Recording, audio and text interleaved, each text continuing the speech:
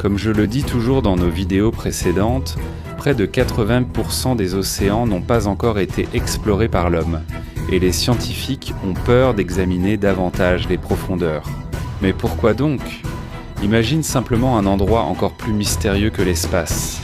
Un monde sous-marin où la lumière disparaît peu à peu et où les créatures des profondeurs semblent venir d'une autre planète. Ici, chaque couche ou mètre de profondeur révèle une nouvelle découverte et une nouvelle histoire. Il y a ici des calmars aussi longs qu'un bus, et il y a aussi des animaux qui produisent leur propre lumière pour survivre dans l'obscurité. Dans cette vidéo, nous allons plonger dans les secrets des abysses. Un voyage qui va révéler à quel point l'apparence réelle de nos océans est mystérieuse et effrayante. Mais avant de commencer, n'oubliez pas d'aimer et de vous abonner à notre chaîne. Cela aide beaucoup nos contrôleurs. Ensuite, créateurs, merci beaucoup et maintenant, commençons. Le visage trompeur de la mer. À première vue, la mer semble simple et paisible. Les petites vagues ondulent, le soleil scintille à la surface de l'eau et les oiseaux marins volent, semblant surveiller d'en haut. Mais ne vous laissez pas tromper, car ce que nous voyons à la surface n'est qu'une belle illusion. Plongeons maintenant. C'est ce qu'on appelle la zone épipélagique, ou les 200 premiers mètres de l'océan. Dans cette partie, la lumière peut atteindre. La température peut atteindre près de 97 degrés Fahrenheit. C'est comme un paradis tropical confortable. En dessous, des récifs coralliens colorés fleurissent, ressemblant à un jardin sous-marin. Pendant ce temps, des poissons familiers comme le thon et le maquereau nagent librement ici. C'est parce que c'est une zone où la lumière du soleil peut encore pénétrer. C'est souvent ici que les biologistes marins commencent leurs études. Le danger n'y est pas aussi élevé, et on comprend encore les types de vie qui s'y trouvent. Habituellement, ils ne portent ici qu'un simple équipement de plongée, où leur plus grande préoccupation est de se faire piquer par un oursin ou de se perdre dans un fort courant. Mais tout change lorsqu'ils sont prêts à s'aventurer dans les parties plus profondes de la mer. Les briefings avant la mission deviennent plus longs, l'équipement devient plus complexe et même les formulaires d'assurance se multiplient. Et surtout, le ton des scientifiques vétérans change aussi. Ils ne ressentent plus seulement de l'excitation, mais on sent clairement une certaine appréhension. En réalité, la partie peu profonde de la mer n'est qu'un terrain d'entraînement, parce que le véritable océan, qui occupe 99% de l'espace de toute vie sur Terre, se trouve dans les profondeurs. Et dans ce monde-là, on voit des choses complètement différentes. En descendant à près de 200 mètres sous la surface, la lumière du soleil commence à disparaître. Nous sommes maintenant dans la zone mésopélagique, qui s'étend jusqu'à 1000 mètres de profondeur. On l'appelle la zone crépusculaire parce qu'ici, la lumière disparaît progressivement et l'océan devient un monde étrange, bien moins confortable qu'à la surface. Ici, la température chute brusquement à cause de la thermocline, une sorte de mur sous-marin. Et c'est aussi ici que les scientifiques sont d'abord surpris. Près de 90% de toute la vie marine vit ici. Des milliards de créatures peuvent être trouvées ici. Et en fait, c'est la plus grande migration de toutes les espèces animales sur Terre. Nous n'avons découvert l'étendue de cet écosystème que récemment. Les créatures qui y vivent semblent sorties de la science-fiction. Les poissons développent de grands yeux pour capter les derniers rayons du soleil. D'autres utilisent la bioluminescence. Ils produisent leur propre lumière comme arme dans leur lutte pour la survie. C'est comme un feu d'artifice sous la mer, mais avec une utilité plus profonde que nous commençons seulement à comprendre. Un exemple en est le calmar vampire. Il ne boit pas de sang comme son nom le suggère. Il peut plutôt se retourner sur lui-même lorsqu'il est en... Il montre des épines comme un monstre sorti d'un cauchemar, mais ce n'est que le début.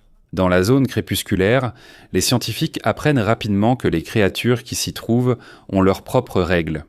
La pression ici est 100 fois plus intense qu'à la surface. Et malgré cela, les animaux continuent de vivre et de se développer, comme s'ils dépassaient toutes les limites de la vie sur notre planète. Et la plus grande différence, n'est-ce pas qu'est-ce qui nous attend encore plus profondément que cela ? Le royaume de l'obscurité éternelle. À une profondeur de 1000 mètres, nous entrons dans la zone bathypélagique, plus connue sous le nom de zone de minuit. Ici, toute la lumière du soleil disparaît complètement et le véritable visage des profondeurs marines commence à se révéler. La température ici reste à environ 39 degrés Fahrenheit, tandis que la pression atteint un niveau capable d'écraser le corps humain en quelques microsecondes seulement. C'est aussi à ce point que les équipements des scientifiques tombent tant souvent en panne. La zone de minuit s'étend jusqu'à 4000 mètres soins. Il s'agit d'une étendue verticale plus grande que la plupart des montagnes sur Terre. Pour mieux visualiser, imaginez empiler 11 fois l'Empire State Building. Même à cette hauteur, vous n'atteindriez pas la partie la plus profonde de la zone de minuit. Dans ce royaume, certaines créatures possèdent des adaptations si extrêmes qu'elles paraissent incroyables, comme le poisson pêcheur. En particulier, il existe une espèce connue sous le nom de monstre noir des mers. Elle utilise sa propre lumière comme appât pour attraper ses proies dans l'obscurité de l'océan. Mais ce qui est encore plus terrifiant, c'est leur mode de reproduction. Les mâles du poisson pêcheur sont beaucoup plus petits que les femelles. Parfois, ils sont des centaines de fois plus petits. Pour survivre, ils doivent s'accrocher et littéralement fusionner avec le corps de la femelle. Ils deviennent progressivement une partie de leur partenaire, perdant yeux, nageoires et organes internes, jusqu'à ce qu'ils ne deviennent plus qu'une extension parasitaire dont le seul but est de fournir du sperme. Dans cette obscurité où la nourriture est très rare, trouver un partenaire ressemble à un pari entre la vie et la mort. Les mâles qui ne trouvent pas de femelles meurent de faim. Ceux qui ont la chance d'en trouver une abandonnent leur liberté pour toujours en échange de devenir un mari. C'est une histoire de science-fiction, mais réelle.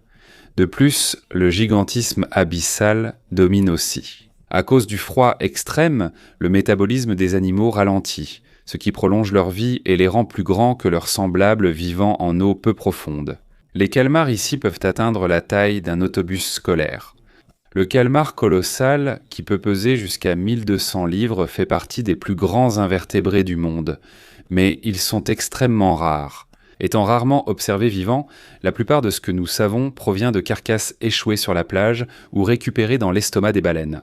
La pression ici dépasse 5850 livres par pouce carré. C'est encore plus extrême que le vide de l'espace. Toute personne qui se retrouve ici sans protection subira ce que les chercheurs appellent le barotraumatisme, une force terrifiante qui écrasera le corps avant même que la douleur ne soit ressentie. Et bien que ce soit impossible à habiter pour l'homme, il existe des créatures capables de plonger ici naturellement. Le cachalot plonge ici pour chasser, capable de retenir son souffle pendant près de 45 minutes et de combattre les monstres des ténèbres. Leurs côtes sont attachées à un cartilage flexible. Ainsi, ils peuvent ramener leur poitrine à la normale sans se casser les os. Pour les scientifiques qui descendent ici, la zone de minuit est un rappel intense pour eux. Les humains ne sont que des visiteurs ici, dans un monde qui n'est vraiment pas fait pour eux. Chaque mission ressemble à un pari entre la vie et la mort.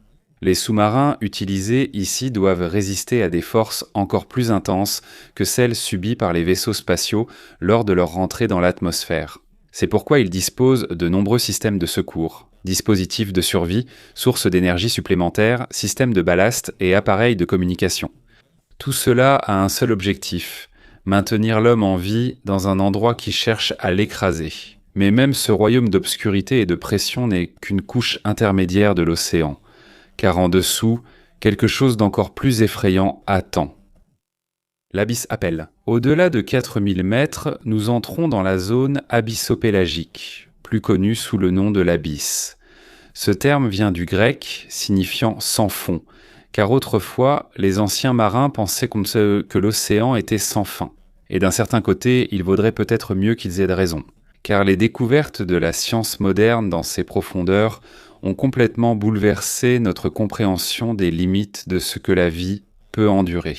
L'abysse atteint une profondeur de 6000 mètres. Il couvre les 3/4 du plancher océanique. La pression ici dépasse 11 000 livres par pouce carré. C'est comme si 200 éléphants appuyaient en même temps sur chaque pouce carré. Pour visualiser, imaginez un gobelet en polystyrène. Lorsqu'on le descend ici, en quelques secondes seulement, il sera écrasé jusqu'à devenir aussi petit qu'une bille. Pendant ce temps, la température est presque glaciale. Il fait environ 4 degrés Celsius, et aucun rayon de soleil n'a pénétré ici depuis des millions d'années. L'obscurité ici est devenue la norme. Ce n'est pas comme une nuit ordinaire à la surface où nos yeux pourraient encore s'adapter. C'est une absence totale de lumière depuis la formation de ces eaux. Et malgré cela, la vie y règne toujours. Et ils ne font pas que survivre. Les créatures ici prospèrent d'une manière qui semble défier les lois de la physique. Le poulpe Dumbo, par exemple, n'a plus de poche d'encre car il n'y a pas de lumière derrière laquelle se cacher. C'est l'une des espèces de pieuvres les plus profondes. Pourtant, elle garde une apparence presque innocente. On dirait un jouet plongé dans un monde effrayant. Au fond de l'abysse, on trouve aussi des créatures étranges comme les cochons de mer. Ils ressemblent à des ballons flottants. Pourtant, ils sont importants pour l'écosystème, car ils nettoient la matière organique provenant de la surface. Ils se déplacent tous ensemble comme une armée. Ils suivent les produits chimiques dans l'eau sur des centaines de kilomètres. Le poisson trépied a développé 3 longues nageoires latérales et peut se tenir debout sur le fond marin comme un trépied. Cette stratégie inhabituelle sert à économiser de l'énergie. Ils restent en place pendant longtemps, prêts à attendre la nourriture que le courant apporte. Parfois, ils restent immobiles pendant des heures, des jours, voire des semaines. Ils attendent sans gaspiller d'énergie. Mais la vue la plus étrange ici, ce sont les évents hydrothermaux. Ils ressemblent à des oasis au milieu de l'obscurité. Ici, l'eau jaillit à une température pouvant atteindre 700 degrés Fahrenheit assez chaude pour faire fondre le plomb. Elle est pleine de poisons comme le sulfure d'hydrogène et des métaux lourds, qui sont mortels pour toute forme de vie. Mais autour de celle-ci, un écosystème entier se forme, basé non pas sur la lumière du soleil, mais sur la chimiosynthèse. Ici, on trouve des vers tubicoles géants pouvant atteindre 2,50 m. Ils se dressent comme une étrange forêt de tubes blancs. Ils n'ont ni bouche, ni estomac, ni système digestif, mais hébergent des milliards de bactéries en eux. Ce sont ces bactéries qui produisent leur nourriture. Le crabe yeti, découvert seulement en 2000, et ils ont des poils sur leurs pinces, où ils élèvent eux-mêmes des bactéries qui leur servent de nourriture. Les vers de Pompéi, quant à eux, vivent directement dans l'eau bouillante à l'embouchure des cheminées. Leur dos est exposé à une chaleur capable de faire bouillir du café, tandis que leur tête se trouve dans une partie plus froide, pour survivre. À cause de cela, les scientifiques ont été obligés de réexaminer les bases mêmes de la vie. Et cela a également soulevé une question troublante. Si des créatures peuvent survivre dans de telles conditions, il est possible qu'elles puissent aussi le faire ailleurs dans l'univers, là où il y a de l'eau et des produits chimiques servant de source d'énergie. En descendant dans l'enfer des profondeurs, à une profondeur de 6000 mètres, nous entrons dans la zone Hadal, nommée d'après Hadès, le dieu des enfers dans la mythologie grecque. Ce sont les tranchées marines les plus profondes, des fissures à la surface de la terre qui semblent tomber sans fin. Et les créatures qui s'y trouvent ressemblent à des cauchemars pour les scientifiques qui tentent de les explorer, les recoins inexplorés de la planète. La zone Hadal s'étend jusqu'aux parties les plus profondes de l'océan.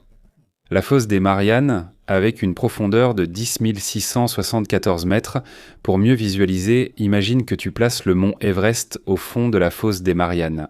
Même son sommet serait encore submergé à plus d'1 mile sous la mer. La pression ici est plus de 1100 fois supérieure à celle du niveau de la mer.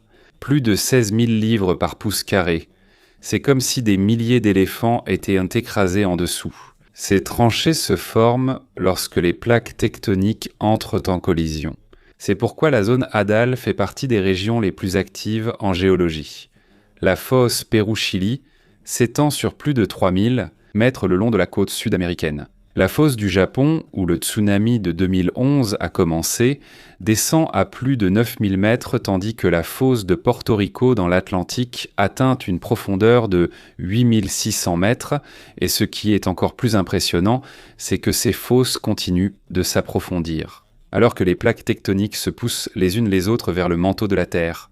À ce jour, seules 3 personnes ont atteint le point le plus profond de l'océan, alors que des dizaines ont déjà marché sur la Lune. Et ce n'est pas parce que nous manquons de technologie, c'est parce que la mer elle-même empêche activement l'homme d'y accéder. L'espace est un vide, oui, mais il ne tente pas de t'écraser à mesure que tu descends plus bas. En 1960, Don Walsh et Jacques Piccard ont été les premiers à descendre dans le Challenger Deep en utilisant un submersible appelé le bathyscaphe Trieste. Sa conception évoquait un ballon d'essence, l'un des rares liquides à peu se déformer, même sous forte pression. Une petite capsule en acier était suspendue en dessous, où les deux hommes se sont enfermés, lors de leur voyage vers le point le plus profond du monde. La descente du Trieste a duré 4 heures et 47 minutes. À chaque instant, la pression augmentait, menaçant d'écraser leur véhicule.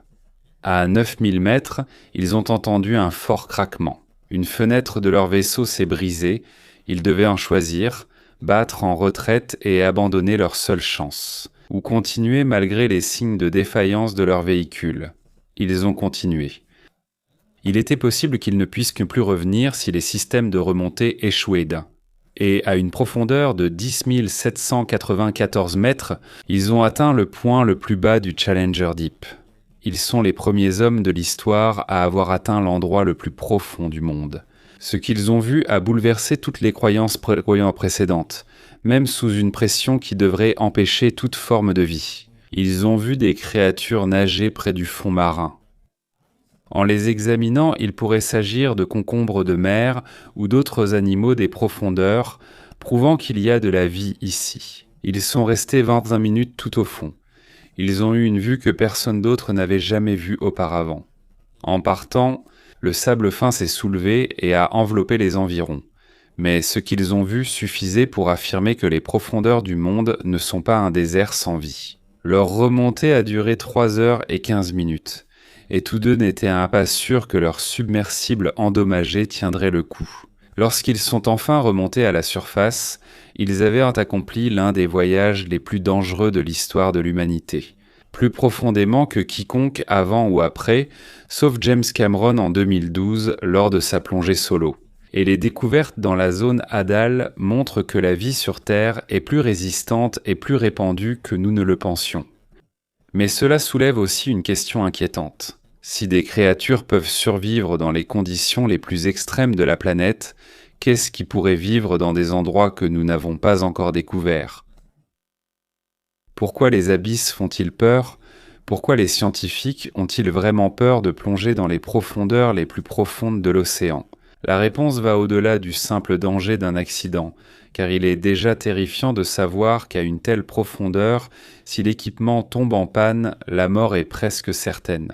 La tragédie du submersible Titan en 2023 en est un rappel évident. Même la technologie moderne peut échouer et être écrasée par la pression extrême de la mer. La véritable peur est encore plus profonde que celle d'une panne mécanique. C'est parce que l'océan lui-même est le plus grand espace inexploré de toute la planète. La carte de Mars est plus détaillée que celle du fond de nos propres océans. Et dans ces profondeurs, il existe des écosystèmes qui pourraient contenir des millions d'espèces que nous n'avons jamais vues. On dirait une autre planète sur Terre. À chaque expédition, les scientifiques découvrent des choses qui ne peuvent être classées dans aucune catégorie biologique. Des animaux qui semblent défier les lois de la physique. Des écosystèmes qui fonctionnent d'une manière que nous commençons seulement à comprendre. À chaque retour, ils rapportent des données qui remettent en question nos connaissances fondamentales sur la vie sur Terre. Et ce n'est pas seulement un danger physique. Cela a aussi un grand impact sur la psychologie des chercheurs. Beaucoup d'entre eux ont décrit une sensation étrange, un mélange d'humilité et d'inquiétude face à l'immensité de ce que nous ignorons encore. Imagine ceci. 99% de l'espace pour toute la vie sur Terre se trouve dans l'océan, mais jusqu'à présent, nous n'en avons exploré réellement que moins de 5%. Et c'est là qu'entre la question encore plus effrayante. Il ne s'agit pas seulement de ce que nous pourrions encore découvrir, mais aussi de ce que nous avons peut-être déjà manqué. Combien d'extinctions massives se sont peut-être déjà produites dans les profondeurs sans que nous le sachions ? Combien d'espèces clés n'avons-nous pas encore découvertes ? Et combien d'écosystèmes essentiels au climat et à la chimie de la Terre continuent de fonctionner dans l'obscurité sans que la science n'en ait connaissance. Un monde extraterrestre en dessous.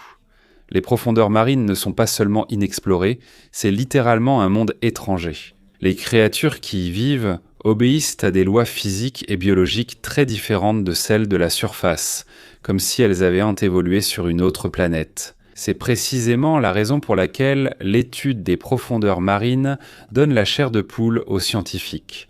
À cette profondeur, Tout change concernant la façon dont la vie fonctionne. Les gaz se comportent différemment. Les réactions chimiques suivent un autre chemin. Et même la physique la plus fondamentale de l'existence semble changer. Ainsi, les animaux d'ici ont été forcés de trouver des solutions uniques pour survivre. Des problèmes que les créatures de la surface n'ont jamais rencontrés. Ici, la bioluminescence est devenue l'arme principale, non seulement pour se cacher, mais aussi pour communiquer et chasser.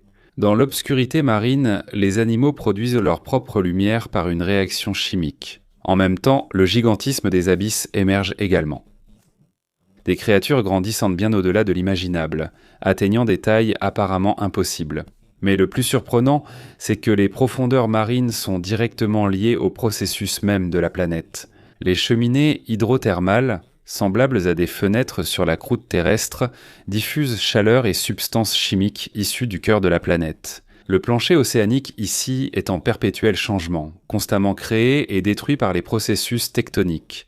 Cela signifie la vue évoque un paysage extraterrestre en perpétuel changement. C'est pourquoi chaque fois que les scientifiques plongent ici, ils n'étudient pas seulement la biologie marine. C'est comme s'ils s'aventuraient dans un monde régi par d'autres lois de la nature et de nouvelles possibilités de vie. Et oui, c'est encore plus profond que ce que tu imagines, au sens propre comme au figuré, parce que c'est tellement éloigné du monde que nous connaissons. Les nouvelles découvertes ont complètement brisé nos anciennes croyances sur les limites de la vie. En 2005, on a découvert des foraminifères au fond du Challenger Deep. Ce sont des organismes unicellulaires qui vivent dans des conditions où l'on pensait auparavant qu'aucune forme de vie ne pouvait survivre. Dans les années 70, on a également découvert des écosystèmes vivant autour des sources hydrothermales. Cela prouve qu'il existe des formes de vie qui ne dépendent pas du soleil. L'implication, si des créatures peuvent survivre dans de telles conditions, cela signifie que c'est possible partout ailleurs dans l'univers, tant qu'il y a de l'eau et une source d'énergie chimique. Mais chaque nouvelle découverte soulève plus de questions que de réponses. Combien d'autres écosystèmes vivant par chimiosynthèse existent dans les profondeurs? Comment les créatures des abysses traversent-elles tout l'océan? Et quel rôle jouent-elles dans le climat et la chimie de la Terre? Notre ignorance d'eux est immense, et à chaque question, un mystère terrifiant plane. Qu'est-ce qui nous attend encore sous la mer, dans des endroits que nous n'avons pas encore atteints? Et quel genre de vie a pu se développer dans les coins les plus extrêmes de la Terre? Du mystère à une discussion plus profonde. Le miroir caché. Pendant la guerre, les opérateurs sonars ont remarqué qu'il semblait y avoir un autre plancher au milieu de l'océan, qui montait et descendait selon l'heure. Ce n'était pas vraiment de la Terre. C'est ce qu'on appelle aujourd'hui la couche de diffusion profonde. C'est comme un miroir caché, composé d'un royaume dense de petites créatures qui remontent toutes ensemble à la surface chaque nuit et redescendent chaque matin. Cela signifie que l'océan possède une horloge vivante qui bat. De la surface jusqu'aux profondeurs, les créatures suivent un rythme. Un silence marqué par un défilé discret à la tombée de la nuit. Pour nous, c'est important car cela transporte et enfouit le carbone vers les profondeurs. Cela aide au stockage naturel du carbone de la planète. Cela n'a pas été entièrement expliqué dans les parties précédentes. C'est pourquoi nous l'éclaircissons ici comme un ascenseur vivant de nutriments et de carbone. Voici maintenant le murmure de l'océan. Il existe une couche d'eau où le son peut voyager très loin sans presque perdre de son intensité. On l'appelle le canal Sophar. C'est ici que les animaux marins peuvent envoyer des murmures, et même les instruments humains peuvent traverser des milliers de kilomètres sans avoir besoin de crier fort. En d'autres termes, la mer possède une autoroute pour le son. Pour la science tétamite, c'est un moyen d'écouter ce qui se passe dans les profondeurs. Des mouvements de la glace jusqu'aux tremblements de terre sur le plancher profond de la mer de Kara, sans que l'homme ait besoin d'être présent lui-même. Passons maintenant à la neige marine. Chaque jour, une pluie fine de nourriture tombe depuis la surface. Des microbes morts, de petits morceaux d'algues, des coquilles et des excréments. On appelle cela la neige marine. Au cours de sa descente, elle nourrit des millions de créatures. Et elle enfouit lentement le carbone vers des couches plus profondes. L'effet, c'est comme si la planète avait un compte d'épargne, où le carbone est stocké dans les profondeurs pendant des centaines, voire des milliers d'années. Lorsque nous perturbons ces couches, c'est comme si nous faisions un retrait anticipé. Et maintenant que tu sais cela, parlons des bassins de saumure et des suintements froids. À certains endroits, on peut voir ce qui ressemble à un lac sous la mer. C'est de l'eau extrêmement salée et plus lourde qui ne se mélange pas avec l'eau environnante, appelée bassin de Saumur. Il y a aussi des suintements froids où le méthane et d'autres produits chimiques s'échappent lentement du fond marin. Là, des communautés uniques se forment, des moules et des coquillages qui abritent des bactéries partenaires à l'intérieur de leur corps pour transformer les produits chimiques en nourriture. La leçon, c'est que la vie ne provient pas seulement de la chaleur des profondeurs. Même le froid et les produits chimiques peuvent servir de fondation à tout un écosystème.